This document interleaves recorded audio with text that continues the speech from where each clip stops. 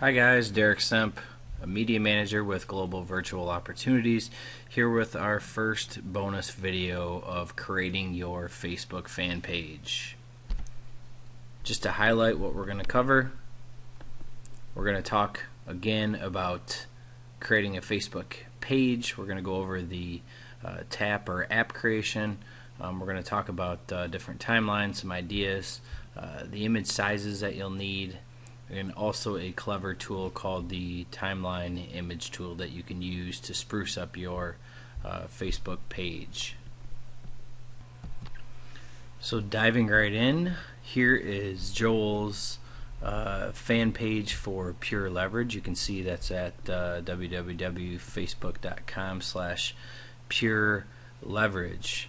Here is the example of their timeline cover image. You can see it has their logo up in the top left corner, pureleverage.com. Their awesome new logo that I love. It's got a great call to action down on the bottom. Make 100% residual commissions today. And then of course it's got Joel's profile picture on there as well. It's important to note that the dimensions of your cover timeline photo have to fit 851 pixels wide by 315 pixels tall. Again, recommend that you have your website address on there and a small amount of text, call to action about your brand or business. Of course, keeping in mind that Facebook has some guidelines that you can't have more than 20% text on your cover photo or it will be rejected by Facebook. And they also, I think, have a guidelines page as well. Let me open up a new tab up here and I'll go to that for you so you can actually see that. That's at facebook.com/page_guidelines.php. So you can read through this as well to get the nitty-gritty on what the guidelines are for creating your cover timeline. Since we're talking about image sizes, the other thing when you upload your actual profile picture for your fan page, Facebook will also crop that image to exactly 160 by 160 pixels square, 160 by 160. So it would make sense to upload a square image so that you don't actually lose any parts of that image when you upload it. One other thing about the profile picture that's in the bottom left of your cover photo, the 180 by 180, I actually like when you upload a picture of yourself. Just obviously make sure the background is like this, aesthetically pleasing with the rest of the cover photo. It's really meant for it to be an image. If you can't fit, say, your brand up in your cover timeline image, you could include the brand logo here instead. If you do include any text, keep it minimal because it's so small that it's actually hard to read. So preferably there you want to either have an image of yourself or a logo. Alright, so let's dive into creating our very own fan page, and obviously you can mimic these steps to create your very own fan page. Of course, in order to create a Facebook fan page, obviously you'll have to have a Facebook account. You can go to facebook.com, sign up for a personal account, and then from there you can actually create a fan page. And that may be actually a good segue into the difference between a personal page and a fan page. So of course, here is Joel's personal Facebook page here, but you can see that's different from his fan pages. That if you look down on the left hand column, okay, here's his actual fan pages.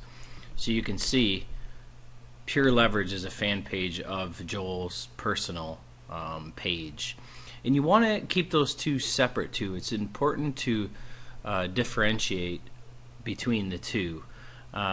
You can have up to 5,000 friends on your personal page, but I really recommend that you keep these friends to be family members and close friends. Keep your personal Facebook page personal and keep your fan pages for your fans, for your businesses, to generate leads. It's actually your fans who will continue to carry the conversation that allows your post to go viral on Facebook. So setting up your fan page properly is key to your success. Okay, so there are two methods that you can use to begin the creation of your page. You could actually scroll all the way to the bottom of this page, and on the footer there is a create a page link that you can actually use. The other way is to simply just type in here facebook.com /pages/create, and that's typically what I use. Again, it's /pages/create. Enter. Here you'll be prompted with 6 different categories that you could create your page under: local business, company, brand or product, artist, band, public figure, entertainment, cause, or community. So in this case, and I guess in probably many of your cases as well, if you guys are predominantly affiliate marketers, I would highly recommend that you set up your page under the brand and products page. It's important to remember that with Facebook, you don't actually own your fan page. I mean, you do, but just remember that Facebook could potentially take over your fan page. It doesn't happen very often, but Facebook could, for some reason, again, just take over your page. But if you create a page under a brand or product, it actually makes it more difficult for Facebook to take back this page and manage it themselves. So again, that's why I recommend, if you're primarily an affiliate marketer, I would choose the brand or product category when creating your page. Under brand or product, it's going to ask you to choose a category. Typically, I set it up as a website. Brand or product name, in this case, this awesome Facebook course that you guys are receiving, we are giving it the name Social Lever. It's actually going to go under sociallever.com, where we'll create a mini site, and we can actually show you later how we'll tie that into this Facebook page. Agree to Facebook page terms. You can click get started. They actually, I guess that's because I had the second L capitalized, so it's good that that actually popped up. Not a big deal. Click get started again. So it is actually creating the page now. So here it is asking us to create a brief description to actually improve the ranking of our page in their search. So let's put something like, oh, I don't know, Facebook marketing made easy, a quick start guide to grow your business. Website, we're going to call this sociallever.com, which is for our mini site relating to this Facebook marketing guide. And then also giving it a unique web address for people, for it to be easier to find your page in Facebook. So for this one, I'm going to call it Social Lever. Is Social Lever a real business, product, or brand? Yes, it is. And is this authorized in an official representation of the actual product? Yes, it is. So we'll save this info.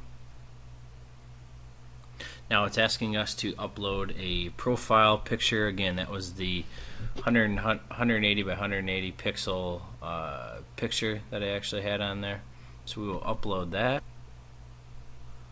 We'll just use Joel's picture here, but again, it could be a logo. Just keep it graphical in nature. You don't want to have too much text on here just because it's too small. Let me try that again. I thought that picture was 180 by 180, but it must have been a little smaller. Let me try that again. So we'll click OK. We'll upload from the computer again. It was actually just under 180, so I resized it a little bit. Alright, so that works fine. Click next.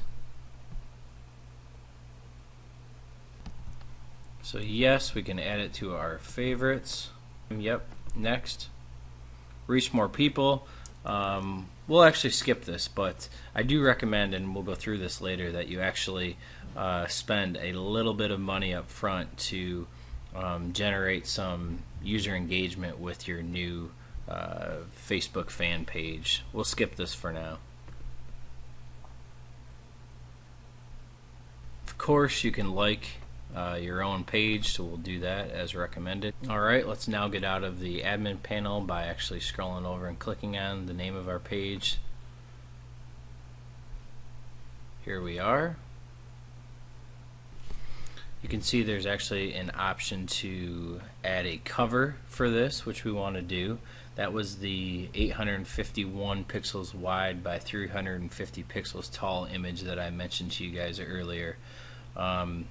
Again, this is the one that I recommend you include your website address, a small amount of text talking about your brand or business. Just keep in mind you don't want to have too much text on there. I think the Facebook guidelines that I showed you earlier say 20% or less.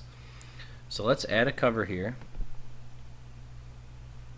Again, it's saying space is not meant for promotions, coupons, or advertisements. But as long as you're careful, I haven't had any issues uploading any covers with call to actions on them.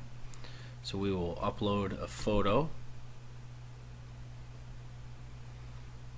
and let's actually choose this one.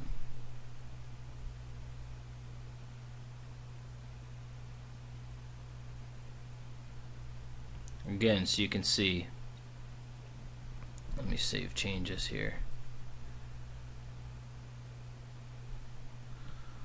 Boom, so you can see, hey, sociallever.com, there's a billboard here that actually has a slogan for our course, Facebook Marketing Made Easy, Quick Start Guide to Grow Your Business.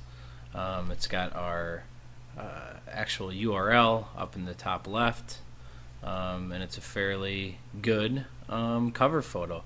And the best thing about this is I just went to Fiverr. I don't know if you've heard of Fiverr, but Fiverr.com, and you literally can pay a marketer $5, give him a few ideas, and he'll create a timeline cover photo for you. It's just that easy. Alright, so getting back to Facebook here. And before we move on here, let me just show you a additional version of a cover image. Again, it's very easy to have these timeline cover images created for you, so you can definitely outsource that without any issues. Click change cover again. We will upload an additional photo. Let's go grab this other very cool graphic design that we had created. Save changes on that. Again, you know, got great branding. We could easily go in, add text to add our website, etc., or you could change the logo down here and do it there as well. There's also an excellent tool called the Timeline Image Tool. If you go to timelineimagetools.com, you can see this awesome little tool that they have that'll work with your Facebook. It's really easy. I actually set this up on another account, and it lets you upload any photos you want. You could actually upload any photo, assuming it's big enough. It'll automatically crop it for you. You can then add text, any text that you want to put in there. It'll display it on there. So if you want to add a slogan, or you want to add a website address, or you want to add a call to action to any of your existing photos, you can do that. It also lets you add photos to any of the apps or the actual tabs. It's a great way to customize your fan page and make them look pretty in seconds. It's really super easy. So again, I recommend if you don't want to have to worry about getting the exact right size images to work for Facebook, use this little timeline image tool and give that a go. I actually used it. It works well. It's very easy and straightforward. Alright, I'm just going to change that cover back, and then we will move on. So again, just showing you how easy this process really is. Changing that, save changes. Alright, so now you have your image profile picture, you have your timeline cover, and that is 80% of creating your Facebook fan page right there. So the next part I want to quickly cover is actually setting up these custom apps. They used to be called tabs down here, but now they're actually called apps. And these are good. There's definitely strategies to increase leads and convert sales if you set these up correctly. And the default setup isn't very nice. So we'll go ahead and at least set up a couple of these. The specs for these image thumbnails are 111 pixels by 74 pixels. The thumbnails can be moved around in any order, so obviously your more important ones you probably want to try to keep above the fold. And up to 12 of these apps will be shown on your page timeline. You really need to create a reason to click inside these thumbnails. Just think in terms of action here, call to action. Social media updates, maybe a free video series that they can watch, or enroll now for webinars, or online classes, click here, or tips and strategies, click here, etc. So you really need a defined call to action on these 12 configurable apps down here. Alright, so we're almost at the 20-minute mark, so I think what we're going to do here is end this video, and then I will start the second video of how you actually create these custom apps, as it's a little bit more complex. Not difficult, but there's a few more steps involved to actually get these down here. So I will show you that in the second video.